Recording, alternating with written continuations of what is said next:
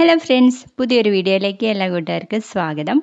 അങ്ങനെ നമ്മുടെ രേവതി ആണെങ്കിൽ ഹോസ്പിറ്റലിൽ പോയി പൂ കൊടുക്കുകയാണ്. ആ സമയത്ത് ദേവുവിനെ കാണാനായിട്ട് അവിടെ വെയിറ്റിംഗ് ആണ്. അങ്ങനെ ദേവു വന്ന് കാണുന്നു. ചേച്ചി, എങ്കിൽ നമുക്ക് ക്യാൻറ്റീനിൽ പോയിട്ട് 2 ചായ കുടിച്ചിട്ട് വരാമെന്ന് പറയും. അതൊന്നും വേണ്ട ദേവു, എനിക്ക് പോയിട്ട് പൂ വിൽക്കാനുള്ളതാ എന്ന് പറയുമ്പോൾ ചിരിച്ചുകൊണ്ട് നമ്മുടെ ദേവു ചോദിക്കും, അല്ല, അന്ന് ശ്രുതി ചേച്ചിയുടെ കാര്യം അറിഞ്ഞപ്പോൾ തലയ്ക്ക് അടി കിട്ടിയതുപോലെ ആയിരുന്നല്ലോ ചേച്ചിയുടെ പോക്ക്, എല്ലാം ശരിയായില്ലേ എന്ന് ചോദിക്കാം. ഓ, ശരിയായി. വീട്ടിലെത്തിയപ്പോഴേ ശ്രുതിയുടെയും അമ്മയുടെയും മരുന്ന് കിട്ടിയപ്പോൾ എനിക്ക് ശരിയായി എന്ന് പറയാണ്. അതെന്താ ചേച്ചി, എനിക്ക് നല്ല അടിയുടെ കുറവുണ്ടടി,